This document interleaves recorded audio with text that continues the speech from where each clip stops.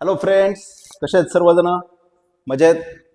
आज आपण units and मेजरमेंटचा तिसरा part principle of homogeneity of dimensions बघणार आहोत. म्हणजे काय रे? म्हणजे कशा पद्धतीने आपल्याला प्रिन्सिपल ऑफ होमोजिनिटी काय असतं, होमो मीन्स सिमिलर असतं, कशा पद्धतीने आपल्याला डायमेन्शन अनालिसिस करायचे, ह्या पद्धतीने आपल्याला एखाद्या अननोन टर्मचे डायमेन्शन्स कशा अनालिसिस करायचे ते आपल्याला याच्यामध्ये बघायचे पूर्ण. Let's start, don't waste the time. तर बघा, आपण सांगू शकतो what is the principle of homogeneity. Homogeneity म्हणजे काय? आपण सिमिलर टर्म्स ऍड करू शकतो किंवा सबस्ट्रॅक्ट करू, म्हणजे सिमिलर फिजिकल क्वांटिटी आपण ऍड करू शकतो किंवा सबस्ट्रॅक्ट करू शकतो. म्हणजे काय? तुम्हाला आधी डेफिनेशन सांगतो त्याची. काय काय म्हणतो आपण त्याला, कशा पद्धतीने आपण करू शकतो. We have to talk about it. Okay, तर काय म्हणू शकतो? The dimensions of each term, the dimensions of each term of an equation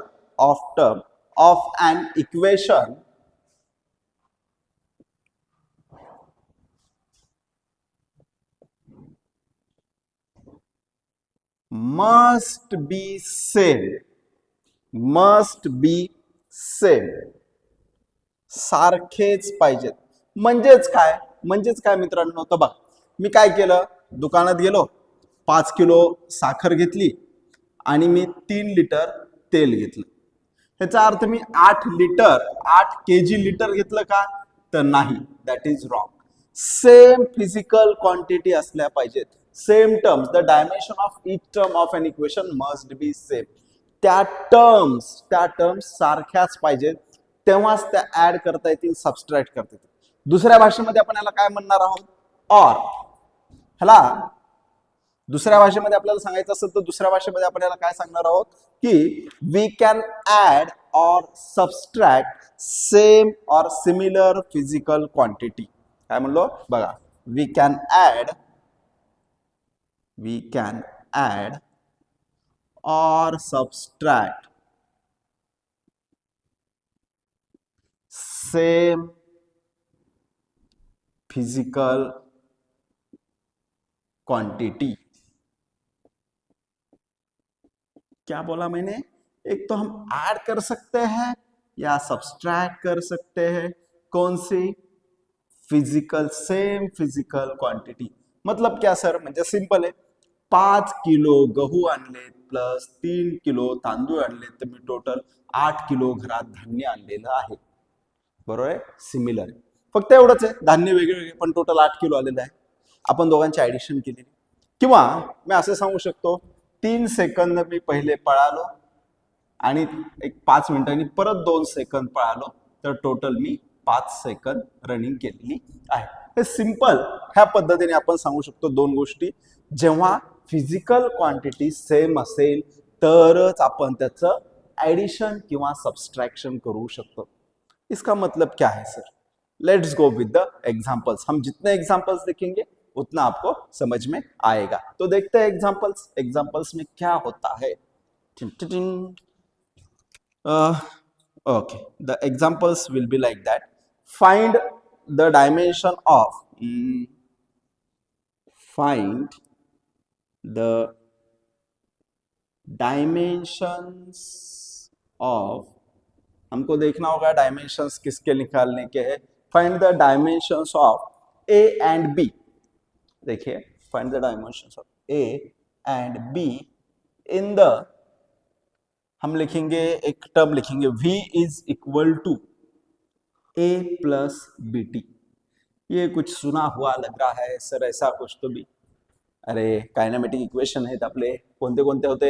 S is equal to U T plus 1/2 A T square, v is equal to U plus A T. Sir ये कुछ ऐसे ही लग रहा है. हे you आणि ए टीच आहे. हे तुम्हाला यू म्हणजे तुम्हाला ए च्या जागेवर तुम्हाला यू भेटणार आहे, म्हणजे व्हेलॉसिटी भेटणार आहे, आणि बी च्या जागेवर तुम्हाला ऍक्सिलरेशनच भेटणार. पण आपल्याला त्याचे डायमेन्शन्स बघायचे. काय सांगितलं रे आपण आपल्या डेफिनेशन मध्ये? आपल्या डेफिनेशन मध्ये सांगितलेलं आहे की ईच टर्म, प्रत्येक टर्म म्हणजेच काय, ही एक टर्म झाली आणि ही एक टर्म झाली.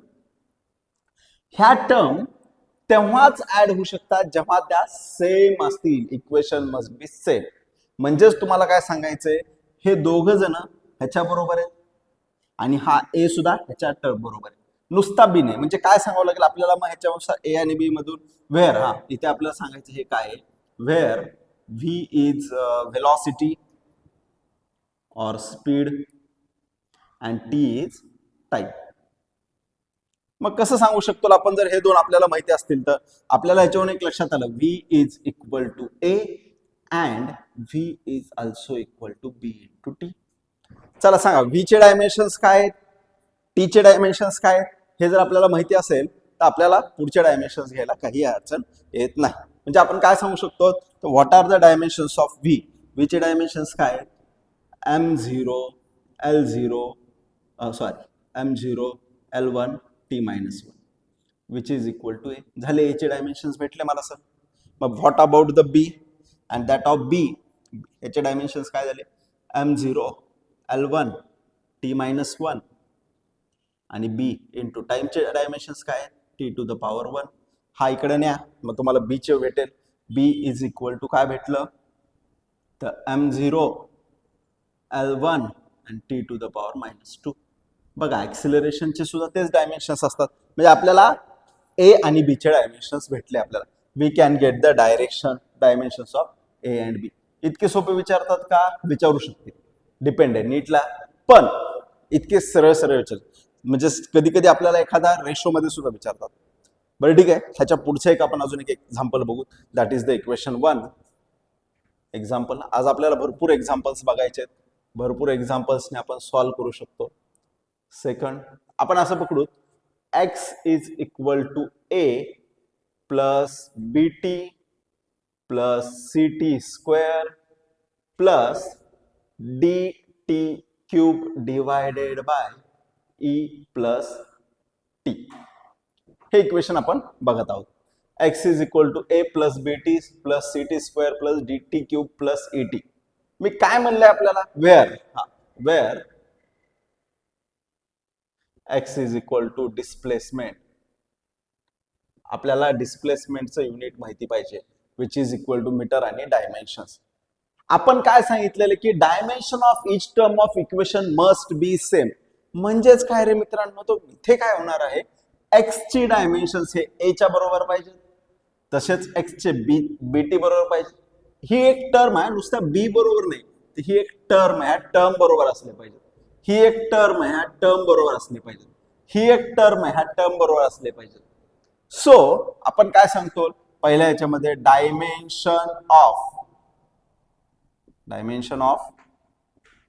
x equal to dimension of ए.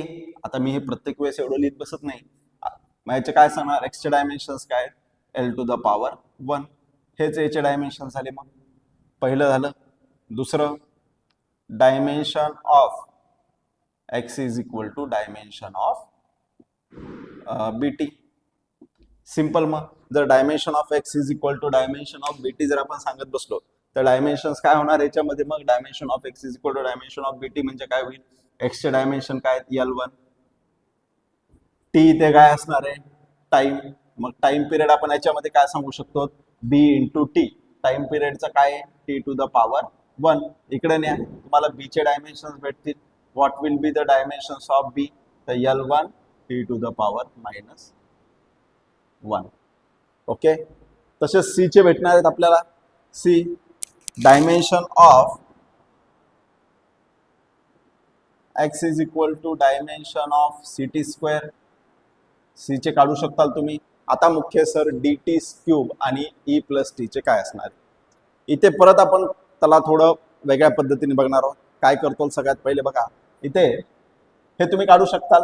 म्हणजे काय होईल इथे, L1 is equal to C into T square. काही अवघड आहे का, नाही सर काही अवघड नाही, हे तुम्ही करू शकताल. हे तुम्हाला सोडवायला देतो मी, अवघड काहीच नाही. आता इथे काय होईल, म्हणजे आपण सी डी मध्ये फक्त आपण एवढंच बघू, ही टर्म बघू. x dimension of x is equal to dimension of 1/e plus T. मला एक गंमत सांगा, मी काय सांगितलं रे मगाशी तुम्हाला मित्रांनो, जेव्हा ई आणि टी सारखे असतील तेव्हाच त्यांचं ऍडिशन किंवा सबस्ट्रॅक्शन होणार आहे. We can add or subtract same physical quantity, म्हणजे हे मस्ट बी टाइम पाहिजे. काय म्हणलो परत लक्षात घ्या, हे मस्ट बी टाइमच पाहिजे, म्हणजे सबस्ट्रॅक्ट हे एक इक्वेशनच पाहिजे की दोन्ही मिळून आपल्याला काय झालं पाहिजे, म्हणजे आपल्याला ही इक्वेशन जे आहे ह्याला हे करताना सेम फिजिकल क्वांटिटी असली पाहिजे, म्हणजे पण टाइमच पाहिजे आपल्याला इथे. मग आपण बघू कशा पद्धतीने आपल्याला भेटेल याच्यामध्ये. मग एक्स इज एक्सचा डायमेंशन L1 है, इसका डायमेंशन क्या रहेगा, तो सर इसका डायमेंशन भी टाइम ही रहेगा, इसका डायमेंशन भी टाइम ही रहेगा, इसका कुछ होने वाला नाही. म्हणजे इथे आपण काय सांगू शकतो, E plus T to the power 1. म्हणजे मला सांगा हे जर सिमिलर असतील तरच आपण यांना ऍड करू शकतो. ई पण काय असणार आहे, म्हणजे टीच असणार आहे, तो बदलणार आहे का नाही. So that becomes the E is equal to time T. मग आता नेक्स्ट आहे, इथे आपल्याला बघायचं आहे डी टी क्यूबचं काय होणार आहे. आपल्याला डी टी क्यूब कशा पद्धतीने आपण सोडू शकतो हे आपल्याला बघायचं आहे. मग डी टी क्यूब बरोबर काय होईल, याच्यामध्ये E X is equal to D T cube divided by E plus T. Sir हे तो सगळं टाइमच है, ये तो बदलने वाला नहीं है, तो इसको कैसे लिखेंगे हम, तो इसको लिखेंगे X is equal to D हे झालं T cube divided by T plus T, 2t. ऐसा नहीं होता है भैया, हे टीच राहत असतं, हे बदलत नसतं. हा वरती जाईल मायनस होईल, म्हणजे हा 1 आहे, वरती गेला काय होईल, ह्याचं डायमेन्शन्स काय आहेत, L1 आहे, हा झाला D T cube into T to the power -1. मग काय होईल रे हे सगळं, हा झाला L1 which is equal to D into T square. So D is equal to L1 into T -2. म्हणजे तुम्हाला सगळ्यांचे डायमेन्शन्स भेटलेले आहेत त्याच्यामध्ये. त्याच्यामध्ये असं कुणीच राहिलं नाही की त्याचे डायमेन्शन्स आपल्याला भेटलेले नाहीत. We get the all the dimensions. हे येतात, असे येणार. हे प्रॅक्टिस केली की तुम्हाला अजून भरपूर याच्यामध्ये समजत राहील काय काय पद्धतीने करायचं आपलं. नेक्स्ट इज, समजा अजून एखादा आपण भरपूर न्यूमेरिकल बघणार आहोत आज. व्हॉट विल बी द, कसे कसे येऊ शकतात हे आपल्याला बघता आले पाहिजेत. ओहो, अब एक डिफरंट तरीके का एग्जाम्पल देखेंगे. कसं बघायचं आपल्याला की रेशो मध्ये जर विचारले ए अँड बी, जसं आपण मगाशी बघितलं फाइंड द ए अँड बी, कुठे एक मगाशी होतं ए आणि बी असं विचारलं होते. समजा आपण असं न विचारता फक्त ए आणि बी न विचारता त्यांचाच रेशो विचारला तर कसं, एक एक्झाम्पल बघू. Find the dimensions of find the dimensions of a upon b. म्हणजे इथे आपण a upon b मध्ये विचारतो. in p is equal to, आपण एक एक्झाम्पल घेऊ, p इज प्रेशर आपण घेतो, a minus T square divided by bx. ये क्या दे दिया सर आपने. एक एक्झाम्पल असं आपण करू शकतो. ह्याच्यामध्ये काय काय दिले, where P is a pressure, T is a time and X is a displacement और डिस्टन्स. काय होईल मग याच्यामध्ये मित्रांनो, आपल्याला आधी काय करावं लागेल याच्यामध्ये फ्रेंड्स, आधी ए चे डायमेन्शन्स काढावं लागतील, मग बी चे डायमेन्शन्स काढावं लागतील, मग त्यांचा रेशो. बहुत लंबा प्रोसीजर है बाबू भैया, करना तो पड़ेगा. जेई या नीट को आता ही है ऐसा. तो चलो हम देखेंगे. हमने क्या बोला है कि the whole term is equal to its P, तभी हम उसको ऐड कर सकते हैं या सब्सट्रैक्ट कर सकते. एक और एक मैं बोल सकता हूँ, मी मगाशी तुम्हाला म्हणलो होते की सेम टर्म्स काय होतील रे, एक तर ऍड होतात किंवा सबस्ट्रॅक्ट होतात. काय म्हणलो मी, सेम टर्म्स असतील तर ते ऍड होऊ शकतात किंवा त्याच्यातून ते सबस्ट्रॅक्ट होतील. जर टर्म्स डिफरंट असतील तर त्याला काहीच, म्हणजे ते ऍडही होत नाही तर सबस्ट्रॅक्ट होत नाही. हा होमोजिनिटीचा प्रिन्सिपल ऑफ होमोजिनिटीचा रूल आहे. म्हणजे काय करता येईल आपल्याला, सिंपल. ह्याच्यावरून आपल्याला लक्षात काय आलं, according to principle of homogeneity A minus T square ह्यांचे डायमेन्शन सेम आहेत, म्हणजे ह्याचे ह्याचे डायमेन्शन सेमच असले पाहिजे, बरोबर आहे. मग काय मग इथे सांगू शकतो आपण in A minus T square dimensions of A is equal to dimensions of T square. ये भी होता है, हाँ हे पण होणार आहे. काय, कारण की आपण रूल नीट वाचला तर तुमच्या लक्षात आलं असतं की सेम फिजिकल क्वांटिटीज ऍड होऊ शकतात किंवा सेम फिजिकल क्वांटिटीज सब्सट्रैक्ट हो सकता. सर ये तो बहुत आसान हो गया यहाँ पे, तो ए के डायमेंशन हम आराम से निकाल. हाँ बच्चों, अभी ए तो भेटला, आता बी च काढणं. सर प्रेशर के डायमेंशन क्या रहते? Pressure is equal to force upon area.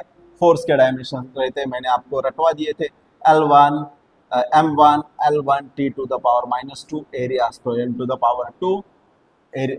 मग हे काय होईल? M1 L to the power -1 T to the power -2. मुझे आता है सर, आपने निकाला नाही. हे आलं पाहिजे, हे करता आलं पाहिजे, त्यामुळे आपण हे सगळं करायला. ओके, आता समजा हे जर आपण इथे ठेवले, आपण काय सांगितलं, ही whole term is equal to P आणि एक्सचे डायमेन्शन्स काय असणार तर L to the power 1.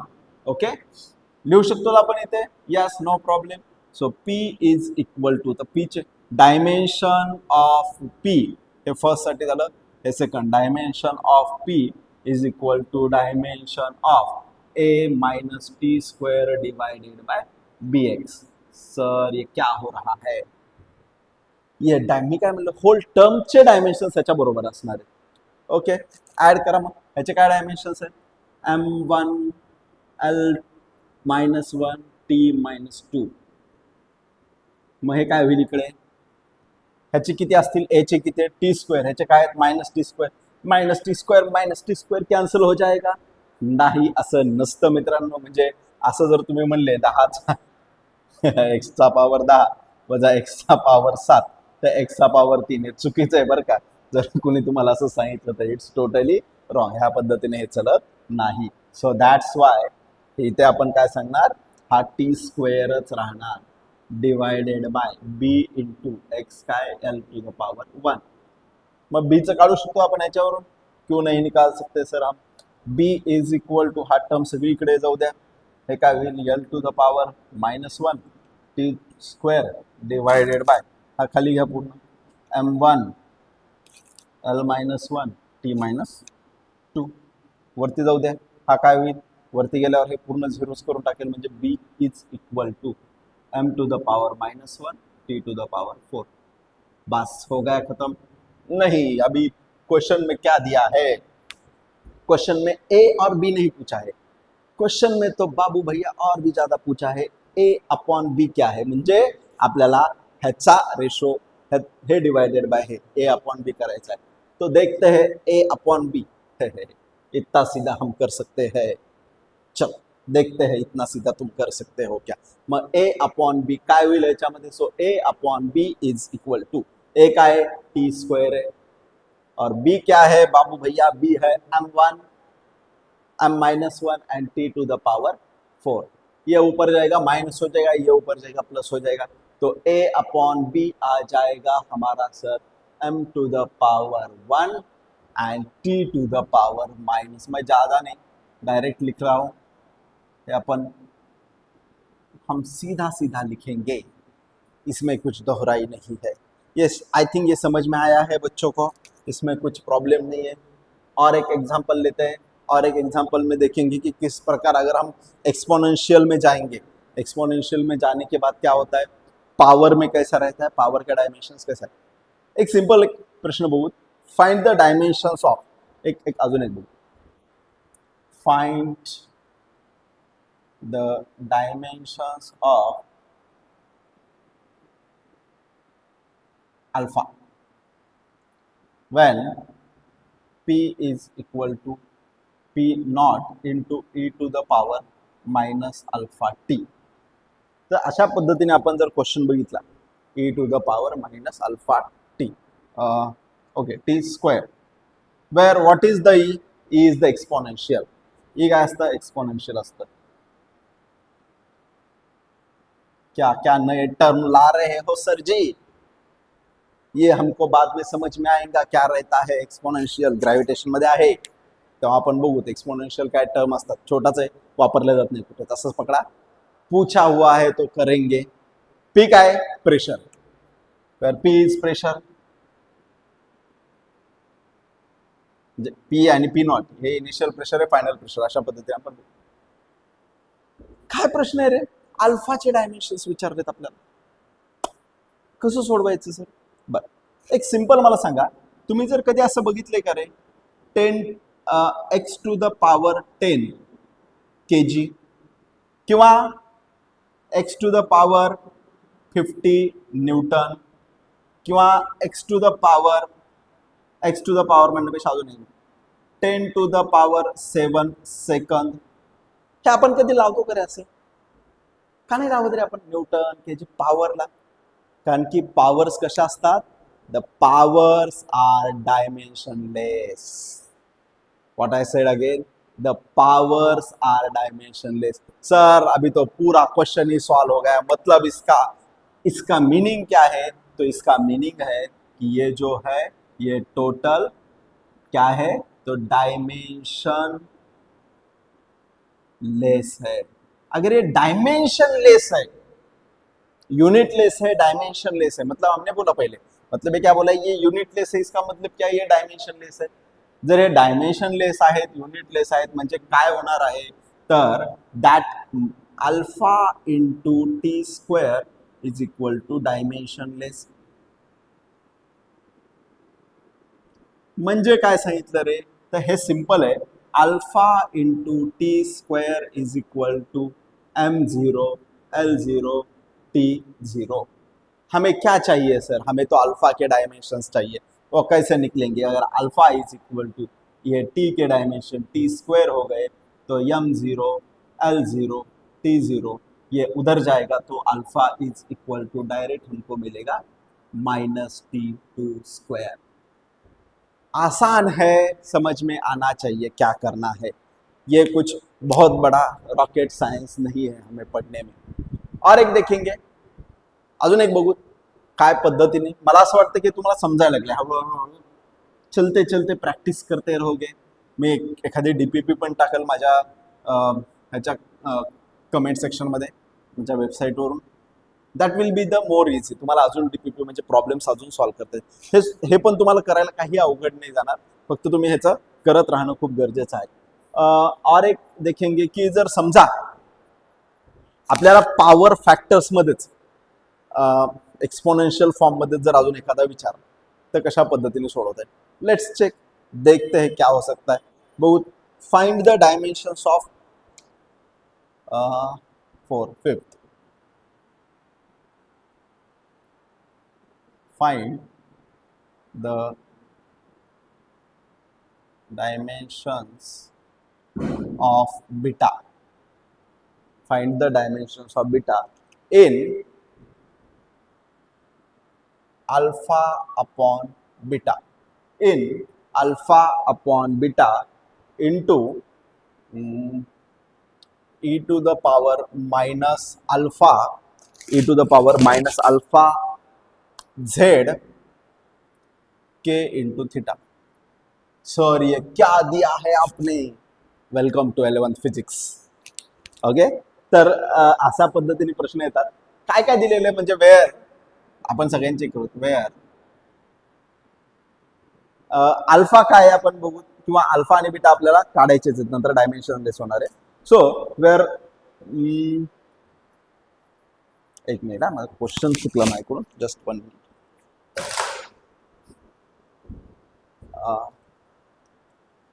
dimensions of beta in P is equal to, P is where P is pressure, Z is your area, Z is distance.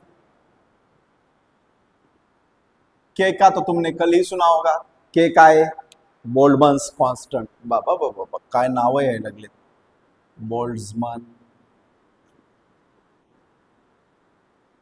Boltzmann constant, theta is a temperature, और हमें निकालना क्या है, हमें निकालना है क्या, beta. सबसे पहिले हमें निकालना पडेगा अल्फा, बरोबर आहे। काय सांगितलेलं आहे मी तुम्हाला ह्याच्यामध्ये, ही टोटल टर्म कशी आहे सर, ये टोटल टर्म है डायमेंशनलेस। अगर ये डायमेंशनलेस है तो तुम्हें अल्फा आराम से मिल जाएगा। हे बघायचंच काम नाही ना नंतर, जर तुम्ही ह्याच्यावरून अल्फा काढला, संपला विषय, अल्फा इथं टाका, पी घ्या आणि बीटाची व्हॅल्यू करते। मतलब क्या बोल रहे हो सर, समझ में नहीं आ रहा है। आता बघा याच्यामध्ये मी तुम्हाला एक सिंपल सांगतो, पहिल्यांदा आपण एक काही डायमेन्शन्स मी तुम्हाला देतो, जसं की बोल्ट्जमॅन कॉन्स्टंटचे डायमेन्शन। बोल्ट्जमॅन कॉन्स्टंट काय असतं, Boltzmann constant K is equal to kg metre square per second square, Boltzmann kg metre square per second. चलो डायमेंशंस निकालो इसके, ये डायमेंशंस आराम से निकल पाएंगे तुमको, इसमें कोई प्रॉब्लम होना नहीं चाहिए। क्या डायमेंशंस निकल रहे, m1 L2 t to the power -2, very nice. Temperature theta म्हणजे हा theta t to the power 1, okay. अजून डिस्टन्स z, चे डायमेंशन क्या निकलना है, L टू द पावर 1। रख दो इधर, हमने क्या बोला था, ये पूरा dimensions of all this term is the dimensionless quantity. मतलब क्या हो गया, तो alpha z upon k into theta is equal to dimensionless, is equal to dimensionless quantity. मतलब क्या हो गया बबुआ, बाबू भैया, अगर ये सब alpha into Z upon K into theta, ये सब होगा m0 L to the power 0 t to the power 0। लेकिन इनके तो है ना, अल्फा का जेड का दिया है, के का दिया है, थीटा का दिया है हमने। बघूत मग काय होईल, alpha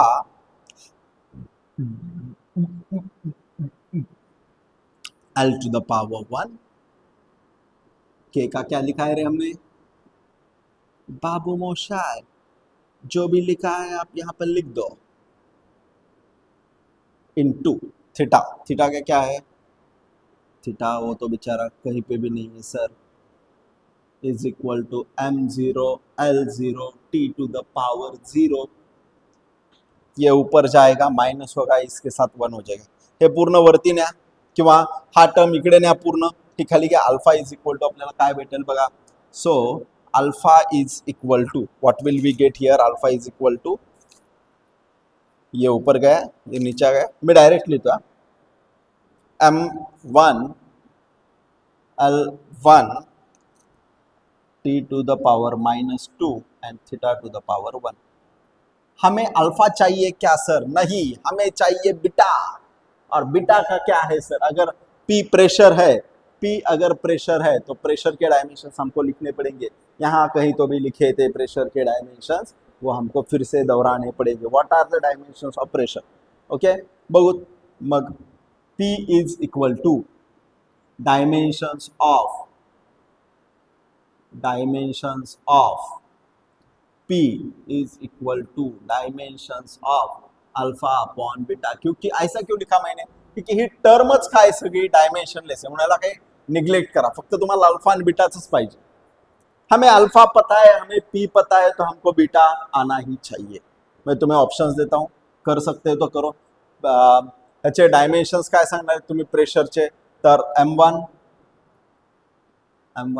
L-1 T-2 force upon area, area असतो L², ओके। अल्फाचे डायमेन्शन्स काय इथे लिहिले, m1 L1 T-2 theta 1 divided by beta. क्या लगता है, m1 से m1 कैंसिल हो गया, T2 से T2 कैंसिल हो गया, ये बीटा इधर जाएगा तो ये ऊपर इधर से आएगा, तो बीटा इज इक्वल टू ये L2 इंटू थीटा 1। इस प्रकार से कुछ तो भी आना चाहिए, हे मला असं वाटतं यायला पाहिजे, ओके। बघा तुम्ही सोडून बघा, काही हे झाले तर पूर्ण, मला वाटत नाही काही प्रॉब्लेम यायला पाहिजे। फोर्स अपॉन एरिया आहे ना, तर m1 L1 t to the power -2 divided by L2 बरोबर आहे. मग M1 L-1 T⁻². हे पण डायमेन्शन्स बरोबर काढलेले आहेत आपण. हे कशाचं आहे? Boltzmann constant kg metre square per second square बरोबर केलंय ना? हां, ओके, नो प्रॉब्लेम. आपल्याला त्याचे पण आपल्याला भेटलेले आहेत. Okay, next one.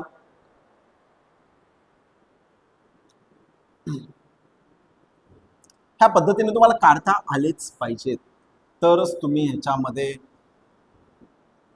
मग हे सर काय होतं, बऱ्याचदा दिले जात नाहीत, पण आपल्याला काही काही गोष्टींचे डायमेन्शन्स माहित पाहिजे. जसं बोल्टझमॅन कॉन्स्टंट येते, आपल्याला फॉर्म्युले लक्षात आले ना? आएगा ये इतने जल्दी नहीं आने का है. 2 साल के बाद ये क्वेश्चन आने वाला है. जेव्हा आपण जेई मध्ये 2026 मध्ये आपण जेव्हा जेई देणार आहोत किंवा नीट देणार आहोत, तेव्हा हे प्रश्न लक्षात आहे. कारण की आपल्याला तेव्हा बोल्टझमॅन कॉन्स्टंट काय असं अशा माहितीचा फॉर्म्युला असणार आहे. बोल्टझमॅन कॉन्स्टंट काय फॉर्म्युला आहे, प्लँक्स कॉन्स्टंट काय फॉर्म्युला. ओके, वो हम उस टाइम देख लेंगे. ओके, चला अजून एक बघूत. मग एक नवीन क्वेश्चन बघू. 6 number. Find the dimensions of. एक नवीन कन्सेप्ट आपण बघू याच्यामध्ये. Dimension of y is equal to a sign.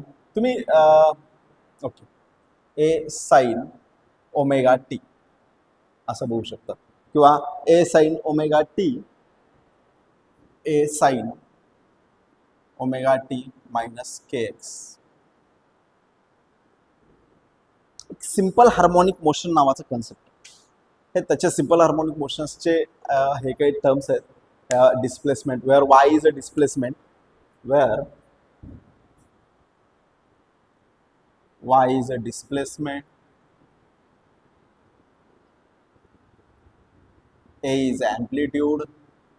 क्या क्या नाम लेके आ रहे हो बाबू भैया. बर, हे साइन थीटा आहे. साइन थीटा म्हणजे काय झालं रे? म्हणजे असं सगळी टर्म, ही जर टर्म अशी पकडली थीटा आहे, व्हॉट आय से, जर मी ही सगळी टर्म म्हणजेच sine omega T minus K X is equal to, मी असं पकडलं sine theta. What is the theta? What is the theta? Theta is the angle, plane angle. And what are the dimensions of angle? Sir, it is the dimensionless quantity. Oh no, oh shit बाबू भैया, अगर ये भी dimensionless quantity है तो हमें dimensions कैसे मिलेंगे? ओके, मी हेच सांगितलं तुम्हाला कशाचे डायमेन्शन्स काढायचे आपल्याला. Okay, sorry. फाइंड इथे लिहून find the dimensions of. Sir क्या आधा अधूरा छोड़ देते हो? Dimensions of A omega. Omega काय आहे? अँग्युलर फ्रिक्वेन्सी म्हणा त्याला, काही प्रॉब्लेम नाही, किंवा डिस्प्लेसमेंट म्हणला तरी चालेल. Omega A and K. Omega काय? अँग्युलर फ्रिक्वेन्सी म्हणू शकतात. अँग्युलर वेलॉसिटी किंवा अँग्युलर फ्रिक्वेन्सी. के ची व्हॅल्यू काढायची. एक्स काय? सर डिस्प्लेसमेंट है. क्या होगा यहाँ पे फिर अगर ऐसा होगा तो? इसका मतलब क्या? ये whole term is the dimensionless quantity. मतलब क्या हो गया? म्हणजेच काय? तो omega T minus K X ही टर्मच काय झाली? डायमेन्शनलेस. ही टर्मच झाली डायमेन्शनलेस. का? कारण की हा काय म्हणून सांगितले मी? अँगल आहे, अँगल. आणि अँगलला डायमेन्शन असतात का? नाहीत मित्रांनो. म्हणून डायमेन्शनलेस सांगतो आपण ही क्वांटिटी पूर्ण. जर ही सगळी डायमेन्शनलेस क्वांटिटी आहे, तर मग आपण याच्यामध्ये काय करू शकतो? सिंपल आहे. ह्याचा अर्थ काय झाला?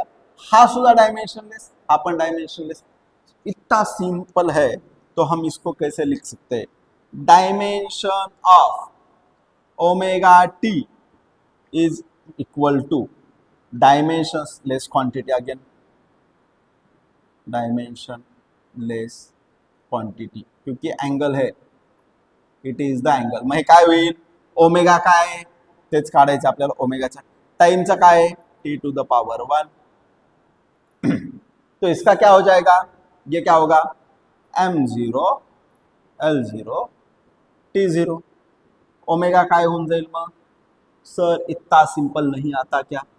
So T to the power -1 ओमेगाची व्हॅल्यू अँग्युलर फ्रिक्वेन्सीज म्हणत होतो त्यामुळे त्याला अँग्युलर फ्रिक्वेन्सीज काय असते T to the power -1. Similarly आपण के साठी सुद्धा काढू शकतो. काय होईल K X is equal to dimension of K, ये हो गया 1, ये हो गया second, dimension of K X is equal to dimensionless quantity, dimensionless.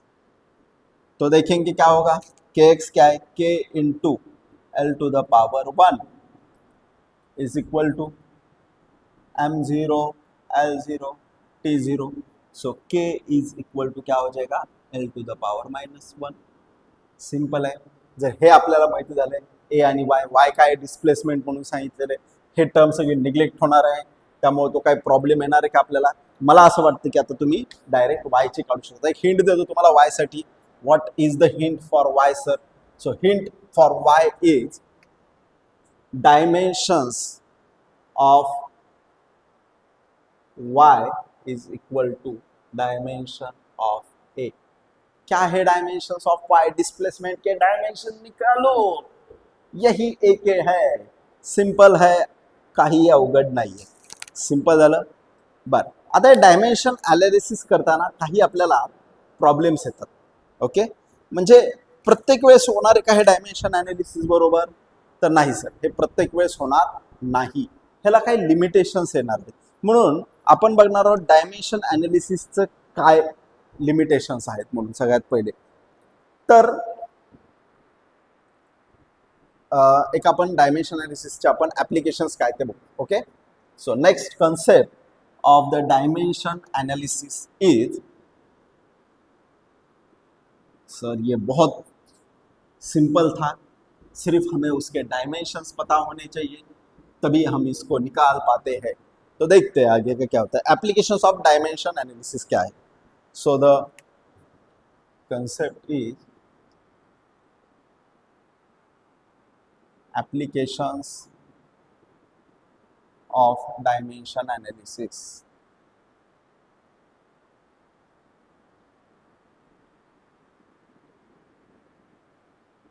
क्या रूल्स है देखते हैं इसके. रूल्स बहुत ही बढ़िया है बाबू भैया. ये रूल्स एक बार समझ में आएंगे तो हर एक चीज समझ में आ जाएंगी हमें. तो पहिला रूल काय, चेकिंग द करेक्टनेस. मैं अर्थ सांगतो प्रत्येकाचा. चेकिंग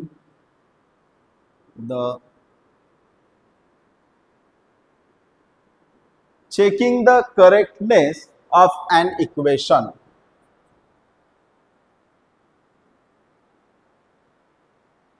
हे डायमेन्शन ॲनालिसिस केव्हा पॉसिबल आहे? केव्हा आपण ज्या अननोन टर्म्स आता बघितल्या ए बी अल्फा, हे केव्हा काढू शकतात? जेव्हा डायमेन्शन म्हणजे checking the correctness of equation, equation जर बरोबर असेल, इक्वेशन बरोबर आहे म्हणजे काय, त्याची लेफ्ट हँड साइड आणि राइट हँड साइड जर इक्वल असतील तरच आपण ह्या गोष्टी करू शकतो. अगर गलत फॉर्म्युला आ गया हो तो हम कुछ नहीं कर सकते, हम कुछ निकाल भी नहीं सकते. म्हणजे काय, कसं तर बघा ह्याचा अर्थ काय, for correctness of equation or for correct equation dimension of each term, for correct equation